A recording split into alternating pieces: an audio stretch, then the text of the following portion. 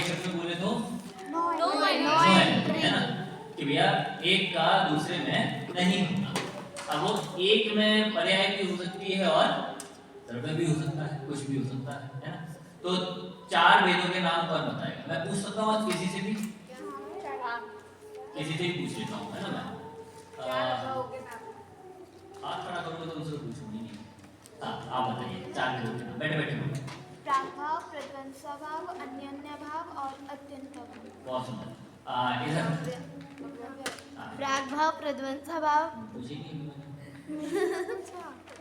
कुछ तो ले दो प्रश्न। देखिए आपसे प्रश्न है, प्राग भाव, प्राग भाव किसी परिभाषा नहीं चाहिए, जो आपने समझा है वो बताना है। अच्छा, जैसे कि दूध है। उदाहरण नहीं देना। क्या वो? अच्छा, जो नई चीज है, हाँ, नई है, उसको पुराना नहीं, उससे और नया, नई से पुरानी चीज बन जाती है। नहीं नहीं, वो मतलब उदाहरण से, उदाहरण नहीं चाहिए। एक मिनट मैं बोलता हूँ। हाँ, पुरानी वस्तु है, उसकी काल में जो थी, उसका अभाव होके एक नई पर्याय। तो आपने बोला कि जो भूतकाल में थी उसका अभाव होके नहीं होना, तो प्राग भाव में कौन सा फैक्टर लेना? नया उत्पन्न होना या भूतकाल में नहीं थी, मतलब कौन सा फैक्टर लेना प्राग भाव में? भूतकाल का अभाव के वर्तमान पर्याय। मैं परिभाषा पूछी नहीं। आपने क्या समझा वो बताइए। आप सही बोल रहे हो, है ना। वो क्या अपने जब तक क्लैरिटी नहीं होगी ना अपन को, तब तक अपन उसको मतलब अंदर धारण नहीं कर सकते उस चीज को। कनपट की सिस्टम सुनाएगा आज? मैंने बहुत मुझे अच्छा लगा, एक बार जोरदार करके तुम बेहतर सकते हो, बढ़िया करना है ना, ऐसे अच्छी चीज है ये। हाँ, सबसे पीछे बेटा। आपको तो चांदी का शिकार था। अच्छा, पर आप आए थे कनपट के लिए? हाँ हाँ, जो वर्तमान के पर्याय में पूर्व पर्याय का आपने परिभाषा बोल दी, चलिए कोई दिक्कत नहीं, अच्छा है। आप बताओगे क्या? जब पुरानी चीज नाश होगी तब नई उत्पन्न होती है। तो मैं वही बोल रहा हूँ, प्राग भाव में क्या लेना? पुरानी चीज का नाश लेना या नई चीज का उत्पाद लेना? पुरानी इकट्ठा नहीं बोलना, हाथ खड़ा करना जिसको आए। पुरानी आप चीज का बताओ। नाश। हाँ, प्राग का मतलब पूर्व या फिर पहले, और अभाव मतलब नो एंट्री, मतलब जो पहले की चीज है उसका अभाव करना पड़ेगा, तब जो न्यू चीज है वो उत्पन्न होगी। हाँ, है ना, कि भैया यहाँ पर कह रहे हैं पुरानी वाली चीज है, उसकी अगली वाली पर्याय में नो एंट्री, तो इस पे पूर्व पे वजन है, मतलब पुरानी वाली चीज का अभाव होगा तब नई चीज उत्पन्न होगी। इसका मतलब है कि पुरानी पर्याय की नई पर्याय में नो एंट्री है। समझ में आ गया? चलिए अगला ऐसी प्रश्न है, प्रध्वंसा भाव। जल्दी जल्दी, अपने पास समय नहीं है ना। हाँ बेटा, भविष्य काल का अभाव मतलब जो वर्तमान में पर्याय है, अगर जब तक भविष्य पर्याय अगर आ जाएगी तो वर्तमान पर्याय का जब तक अपन नाश ही नहीं करेंगे तो भविष्य, अगर भविष्य पर्याय आ भी जाएगी तो वो प्राग भाव में ही रहेगी, पर अगर वो नहीं आई तो अभी उसमें वर्तमान पर्याय ही चल रही है तो वो प्रध्वंसा भाव है। बहुत बढ़िया, बहुत अच्छा बोला। और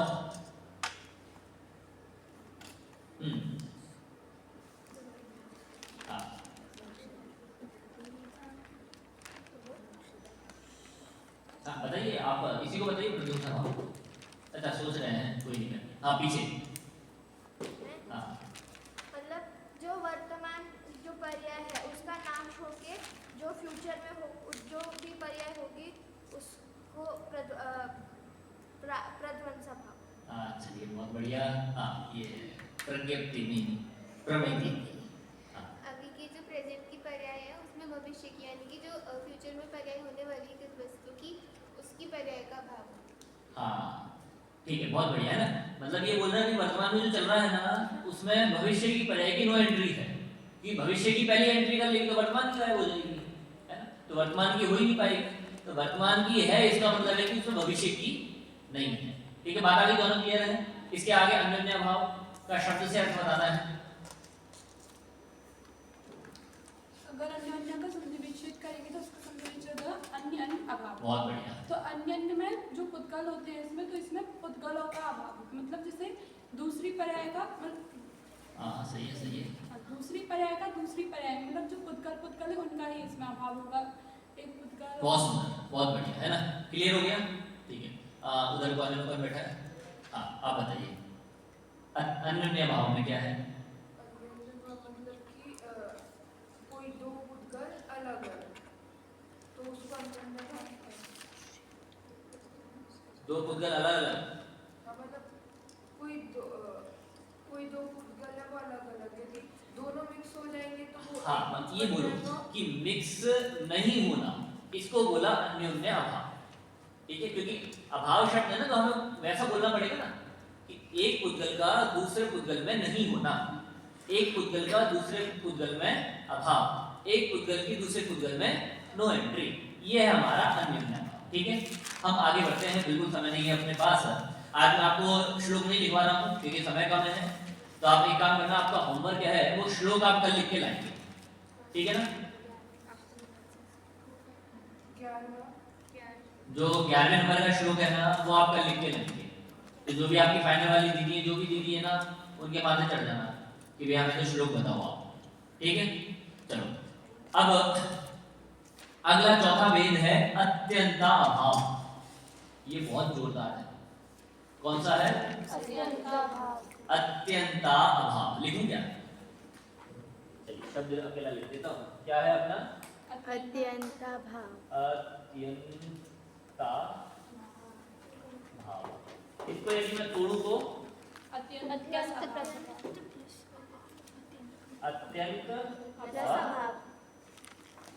अभाव। ये दो शब्द निकले, ठीक है? तो ये जो दो शब्द है ना अपने, अत्यंत, अत्यंत कहता है कि बहुत, मतलब अधिक मात्रा में, मतलब रंच मात्र की गुंजाइश नहीं हो, उसे कहते हैं अत्यंत, ठीक है? और अभाव मतलब दोनों सेपरेट सेपरेट हैं, मतलब एक दूसरे में मिलते नहीं हैं। जैसे अभी बता रहा हूं मैं आपको, एक पुद्गल द्रव्य था, तो एक पुद्गल द्रव्य की वर्तमान पर्याय ली हमने और दूसरे पुद्गल द्रव्य की वर्तमान पर्याय ली। ये दोनों वर्तमान में नहीं मिल रही, पर भविष्य में जाके तो मिल सकती है ना। जैसे ये माइक है और ये स्टैंड है ना, इन दोनों की पर्याय अभी नहीं मिल रही है, अभी दोनों की अलग अलग है। तो भविष्य में ऐसा आ जाए कि ये दोनों काम के ना रहे, इनको रिसाइकल करके नई चीज बनाना पड़े, तो दोनों एक हो जाएंगे। क्यों? क्योंकि इसमें भी ये लोहा है, इसमें भी लोहा है, और जो प्लास्टिक का वो अपना अलग अलग हो जाएगा। समझ में आ रही है? इसका मतलब है कि ये दोनों वर्तमान में नहीं मिलती, पर भविष्य में मिल जाएंगी, और या तो भूत में मिली हो सकती है ना। जैसे केला लाते हैं ना, तो पहले जब पहले छिला होता है, फिर अपन छील लेते तो अलग अलग कर देते हैं, तो भेद हो गया ना। पर पहले तो भेद नहीं था ना, पहले तो इकट्ठा था, भले उसके स्वरूप में था वो अंतर, पहले दिखने में तो एक था ना, अब तो वैसा भी अलग अलग हो गया।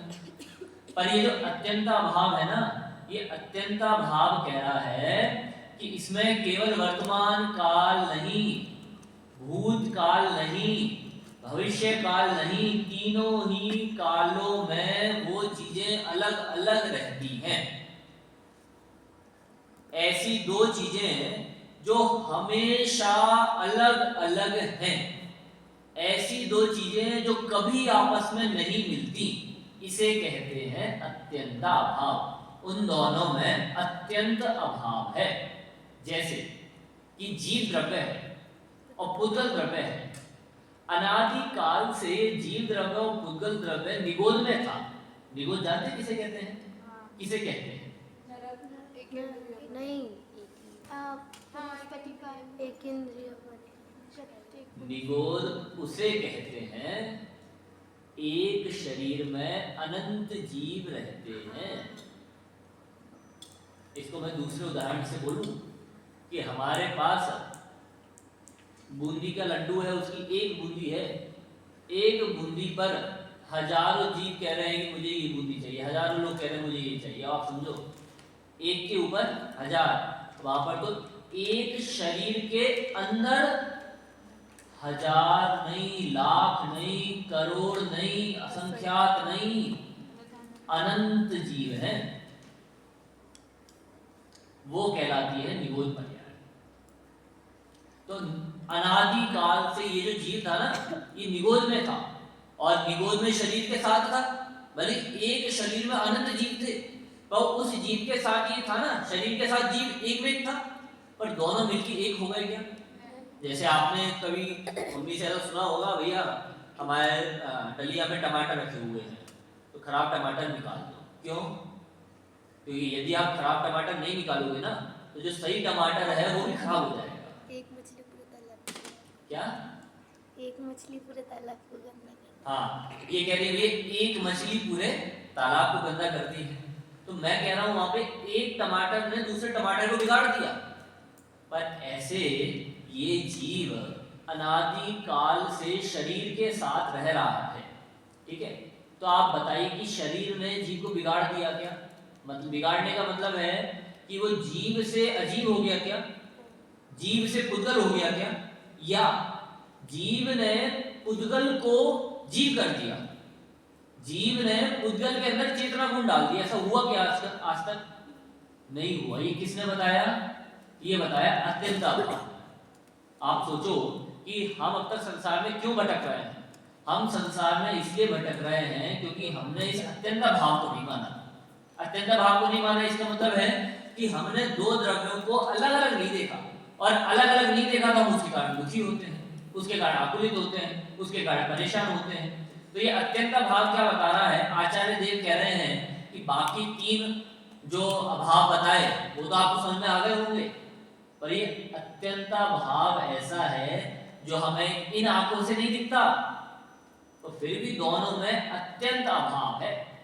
जैसे मैं कहूं कि हमने एक कमरा है, उस कमरे की दीवार जो है ना वो कांच से बना रखी है, और कांच भी ऐसा कि आप जितने चाहे हथौड़े मारो वो टूटने वाला नहीं है। बुलेट प्रूफ का मेरा ग्लास समझ लो आप, ऐसे उस ग्लास से हमने कांच बना रखा है, और उसके अंदर हमने बकरी को बिठा रखा है, और उसके बाजू में एक और कमरा था उसमें हमने शेर को बिठा रखा है, और इतनी मजबूत वो कांच की दीवार है कोई तोड़ नहीं सकता।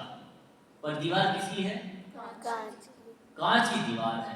तो दीवार दिख नहीं रही है, इस साइड बकरी है, इस साइड शेर है, और शेर ने बकरी को देखा, बकरी ने शेर को देखा, तो बकरी तो डर गई शेर को देख के, तो भैया अब तो मैं जाने वाली गई, अब तो मैं, और शेर प्रसन्न हो गया, भैया भोजन है इस साइड तो हमारा। अब वो यहाँ पर बकरी डर रही है, टुडुर रही है, और वहां पे शेर ने खाने के लिए जैसे ही छलांग लगाई वैसी बकरी की यहाँ पर मौत हो गई। मतलब शेर ने मारा क्या? क्यों? छलांग तो लगाई उसने, कांच था। बात आ गई आपको समझ में? तो बकरी को शेर ने मारा क्या? नहीं मारा। क्यों नहीं मारा?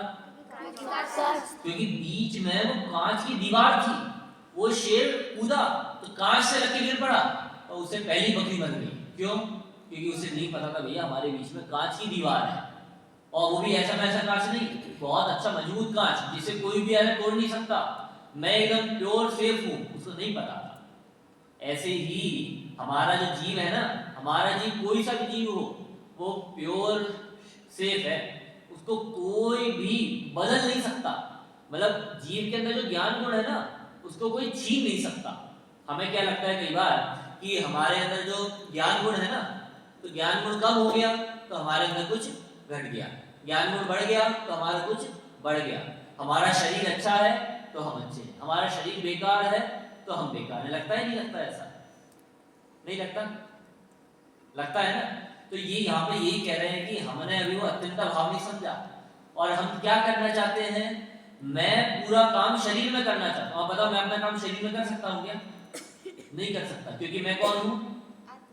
मैं आत्मा हूँ, मैं जीव हूँ। वो जीव शरीर में काम कर ही नहीं सकता, ये कह रहा है अत्यंत भाव। ख्याल में आया आपको अत्यंत भाव क्या होता है? बेटा ख्याल में आया क्या होता है? एक आध एग्जांपल दो आप मेरे को अत्यंत भाव का।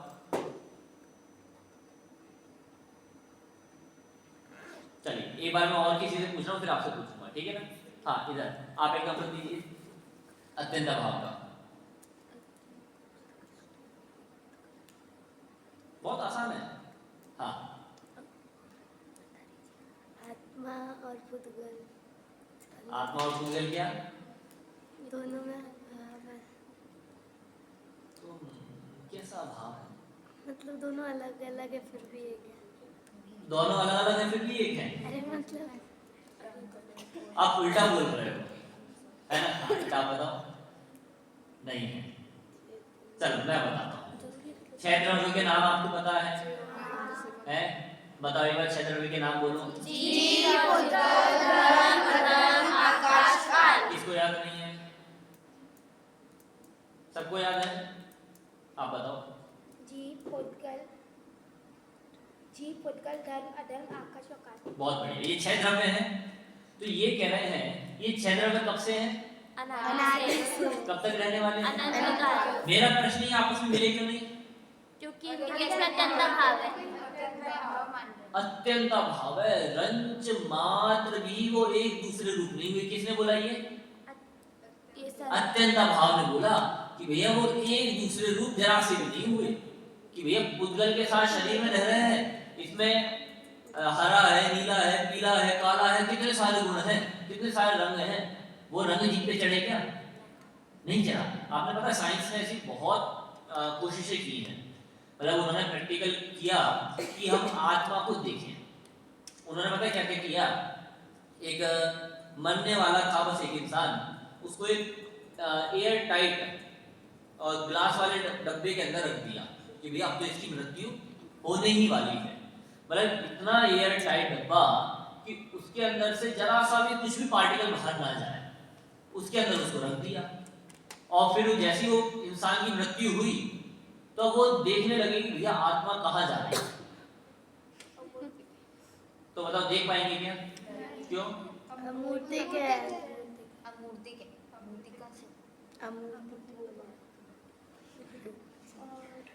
ठीक है, अमूर्ति है। और तो मूर्ति क्यों नहीं हो गया? वो उसका स्वभाव ही नहीं है मूर्ति। स्वभाव ही नहीं है। और उसके भी मूर्ति में भाव नहीं है। शरीर के साथ रहना तो हो जाना चाहिए था। शरीर और उसी हाँ, शरीर और जीव में या उसे आत्मा क्या है, उसमें अत्यंत अभाव है। तो उन्होंने तो अलग अलग प्रकार के निष्कर्ष निकाले। किसी ने तो ऐसा कहा कि भैया जब वो मरा ना तो हमें यहाँ पर हल्की सी आवाज सुनाई पड़ी, यहाँ से गया। किसी ने बोला है तो कुछ भी ऐसे ही है ना, सच्चा नहीं है वो, तो उनको कुछ ना कुछ तो बताना है ना, तो उन्होंने बताया। किसी ने बोला कि भैया जैसे हुआ ना ऐसा, वैसी कांच में एक जगह क्रैक सा आ गया, ठीक है। और फिर और भी कुछ विपक्ष वाले भी होते हैं, तो उन्होंने बोला कि हमने भी करके देखा था तो हमें पता ही नहीं चला ऐसा कुछ हुआ है। मतलब वो वैसा का वैसे ही है। तो साइंस वाले या साइंटिस्ट जितने भी हैं वो जितने भी एक्सपेरिमेंट कर ले आत्मा को नहीं देख सकते हैं। क्यों? क्योंकि आत्मा का स्वरूप ही अमूर्तिक है, और यदि आप उसको मूर्तिक बनाने जाओगे तो उसको पुद्गल में होना पड़ेगा, और वो हो नहीं सकता। क्यों नहीं हो सकता? ये दोनों के बीच में अत्यंत भाव की दीवार है। बात आ गई आपको ख्याल में? और उदाहरण देता हूँ, ठीक। टाइम कितना हो गया? 4:30 क्षेत्र कितना हो गया? है। क्षेत्र कितना हो गया? आकाश कितना हो गया? जितना था उतना नहीं रहा। आपने टाइम तो बोल दिया, इतना टाइम हो गया, आप आकाश नहीं बोल पाए कितना हो गया। तो वो तो वही नहीं उसका चेंज। हाँ, क्योंकि हम टाइम को तो आपको ऐसा बता सकते हैं, आकाश को नहीं बता सकते। और यदि हम आकाश को ऐसे बताने की चेष्टा करें, यत्न करें, प्रयत्न करें, तो बता पाओगे क्या? क्यों? क्योंकि वो क्षेत्र रूप में ही होगा, वो समय रूप में नहीं बदल सकता। मतलब जैसे अपने पास जमीन है ना, तो ये जितना भी जगह है ना, ये पूरी जगह आकाश कहलाती है ना। तो आकाश ये जो है ना, ये टाइम रूप में नहीं बदल सकता। ये तो ऐसा का ऐसे ही रहने वाला है। क्यों नहीं बदल सकता ये टाइम रूप में? क्योंकि भैया टाइम में और इस क्षेत्र में, आकाश में अत्यंत भाव की दीवार है, इसलिए नहीं बदल सकता, है ना। ऐसे मैं बोलूं धर्म और अधर्म दो द्रव्य हैं, तो ये कभी अधर्म का मन नहीं करता होगा यार मैं बहुत अधार्मिक हो गया, थोड़ा सा धार्मिक बन जाता हूँ। और धार्मिक वाले का मन नहीं करता होगा बहुत चल गया धर्म यार, अब छोड़ो धर्म। तो वो अधर्म रूप नहीं हो सकता क्या? नहीं, इसमें अत्यंत दोनों के बीच में अत्यंत अभाव अरे बना मुझे हुआ है। आप ये बताओ, आपकी दिन भर से क्लास चल रही है ना, अभी भी आपके वहां अंदर पूरा उत्साह बना हुआ है, रात के 10 भी बज गए हैं? समझ लो, ठीक है, रात के 10 बज गए, आपकी क्लास चली जा रही है, तो अपना मन नहीं करता अब तो छोड़ दो यार, अब तो थोड़ा आराम कर ले जाके।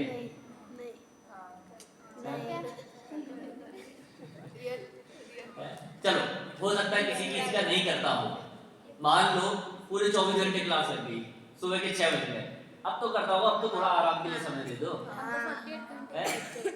तो ये दोपहर में भी 1 घंटा मिलता है, सुबह से लगातार कार्यक्रम चल रहे हैं, तो दोपहर में कहते हैं थोड़ा सा तो समय दे दो हमें, कहते नहीं कहते?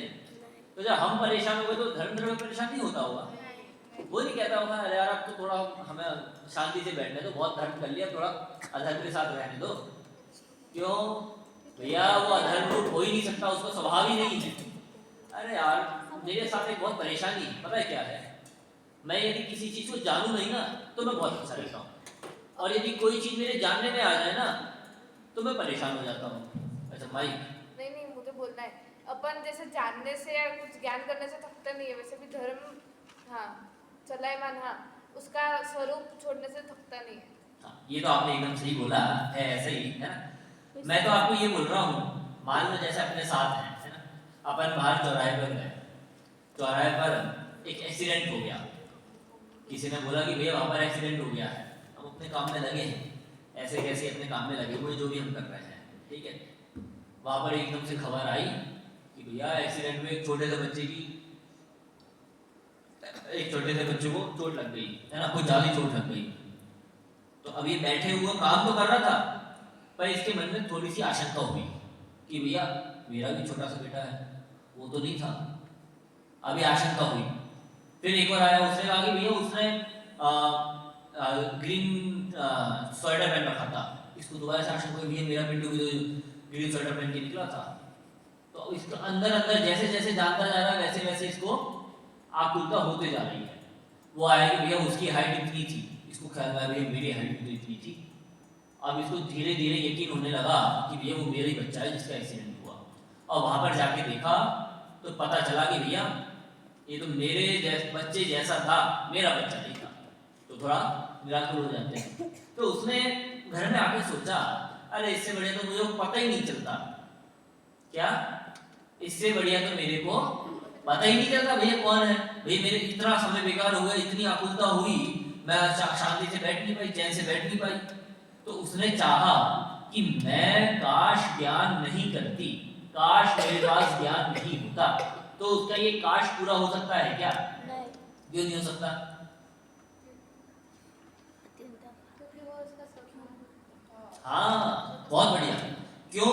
क्योंकि भैया वो उसका स्वभाव है, वो जीव जितनी चाहे कोशिश कर ले अपने स्वभाव को नहीं छोड़ सकता है। पर आपको एक पते की बात बताऊं, यदि आप ऐसी भावना करोगे ना कि भैया काश हमें इसका ज्ञान नहीं होता, तो आपको ऐसी पर्याय मिलेगी जहां पर आप के पास करंट तो रहेगा पर आप उस करंट से कुछ जला नहीं सकते हो। जैसे लो वोल्टेज कहते हैं ना, तब लो वोल्टेज का कुछ काम आता है क्या? नहीं, बस वो लो वोल्टेज इतना बताता है भैया बिजली आ रही है, पर आप उससे एक भी चीज को जला नहीं सकते हो, एक भी चीज को उससे चालू नहीं कर सकते। वैसे ही है, यदि हम चाहेंगे कि हमारे पास ज्ञान ना रहे तो हम कहाँ जाएंगे? निगोद में जाएंगे, और निगोद में ज्ञान तो रहेगा पर जानने की शक्ति नहीं रहेगी। इसलिए कभी भी ऐसी भावना नहीं करना कि हमें ऐसा ना रहे वैसा ना रहे। ठीक है, अब आगे आपको समझ में? अब पूछ लो एग्जाम्पल नहीं पूछो है बस। हाँ इधर से आप बताइए। हाँ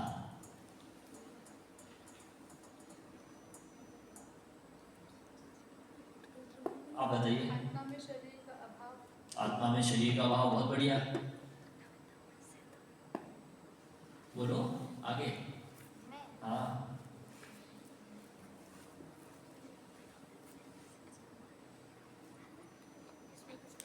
चलो आपको एक और आसान छोटी सी हिंट देता हूँ। ये जो अत्यंत भाव है ना, जैसे अन्योन्य भाव केवल पुद्गल में लगा था ना, ये अत्यंत भाव 6 द्रव्य में लगता है। उसके अलावा किसी में नहीं होता। बहुत अच्छा प्रश्न है, एक बार खड़े हो जाए। अच्छा प्रश्न इसलिए खड़ा करता हूँ। हाँ, आप मुझे बताओ कि उसके अलावा हम किस में लगाएं? नहीं, आप बताओ क्यों नहीं लग सकता? क्योंकि अच्छे द्रव्य में जीव पुद्गल धर्म धर्माकाश का लाता है, तो जीव अपना शरीर पुद्गल अपना शरीर तो और किसी में लगा लेंगे ना, और किसी में क्यों नहीं लगाए? और किसी का नाम तो बताओ आप जिसमें लगा सके। और किसी हाँ ठीक है, बैठो, बहुत बढ़िया कि भैया विश्व में 6 द्रव्य के अलावा कुछ है ही नहीं, है ना? तो ऐसा है, पर प्रश्न अच्छा, ऐसा होना चाहिए हर एक को प्रश्न, पर है ना? ऐसे द्रव्य में इंडिविजुअल नहीं हो सकते क्या? एक जीव दूसरे जीव वहां पर भी आ रहा, वहां पर भी आ रहा, है ना? अभी मैंने जाति की अपेक्षा बोला, ठीक है ना? अब जाति की अपेक्षा के बाद एक पुद्गल में विशेषता होती है। पुद्गल में क्या है, एक परमाणु दूसरे परमाणु से जुड़ जाता है, ठीक, इसका अनुरूप हो जाता है। तो अब आप मुझे बताओ कि वो एक परमाणु जानते हो आप सब क्या होता है? साइंस की भाषा में आप कह लो एटम, पर वो एटम नहीं होता, है ना? वो एटम भी स्तंभ ही होता है। परमाणु ऐसा है, वो दिखता नहीं, दिखता तो नहीं है, पर आप सोचो कि इतना छोटा हिस्सा है जिसका आप दूसरा हिस्सा नहीं कर सकते। और जैसे आप वो लूडो खेलते थे, लूडो का उसको क्या कहते हैं? डाइस। तो डाइस की जैसे 6 दिशाएं होती हैं, 6 दिशाएं, 6 फेसेस, हाँ, दिशाएं नहीं होती, हाँ। हाँ वही दिशाएं, है ना? तो 6 साइड वाला होता है ना, 4 ऐसे और एक ऊपर और एक नीचे, वैसे ही शेप का एक परमाणु होता है। तो अब मैंने एक परमाणु को लिया, दूसरे परमाणु को लिया, दोनों को आपस में चिपका दिया। अब दोनों दिख एक रहे हैं, क्या दोनों एक हो गए क्या?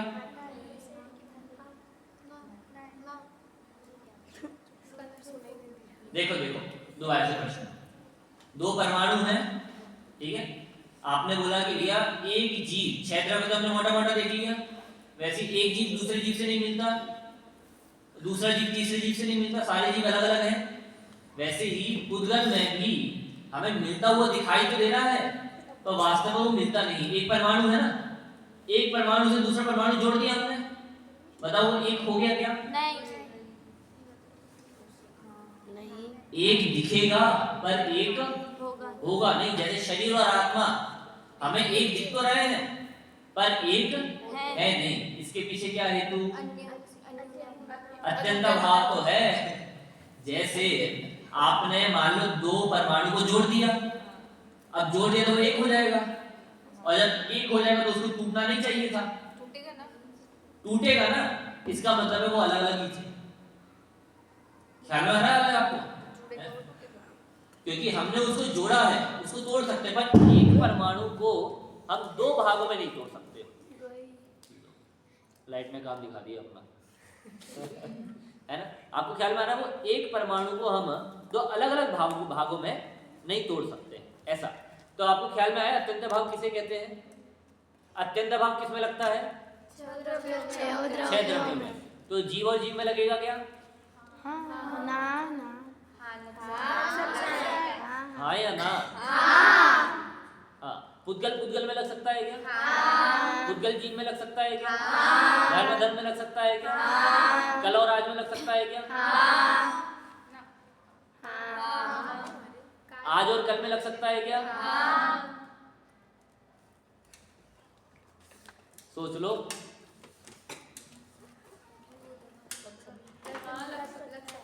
कल और कल में लग सकता है क्या? सोच लो आप। पक्का? और नहीं लगा तो? पक्का लगेगा? कैसी बात करते हो यार?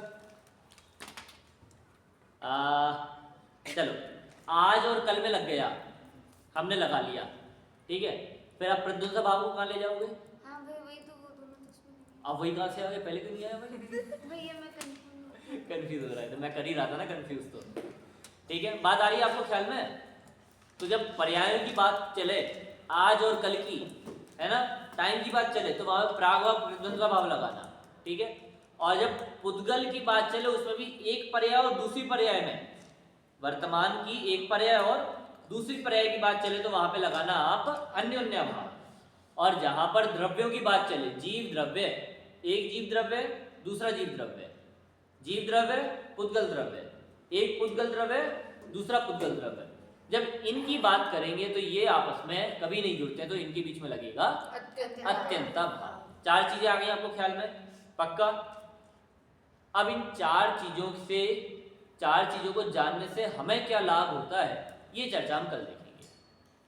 समझ में आ रहा है? क्योंकि मूल चीज तो हमारी अब सिद्ध होने वाली है कि केवल पढ़ने से हमें क्या लाभ है। एक कल किसी ने मेरे से प्रश्न भी पूछा था, नाम मैं भूल रहा हूँ किसने प्रश्न पूछा था, है ना? प्रमिति ने पूछा था क्या? हाँ, प्रमिति ने प्रश्न पूछा था, वो मैं आपके लिए होमवर्क दे रहा हूँ, ठीक है ना? प्रश्न ये था कि ये 4 अभाव हम पढ़ रहे हैं, ये अकेले जैनों के हैं नहीं? जैनों के हैं क्या अकेले? नहीं है ना? समझ में नहीं आया प्रश्न? ये जो 4 अभाव हैं ये केवल हमारे जैनों के हैं क्या? जैसे आप 7 तत्व पढ़ोगे तो 7 तत्व तो जैनों के यहाँ मिल गए आपको, है ना? पर अन्य दर्शनों में अलग तत्व बता रखे हैं।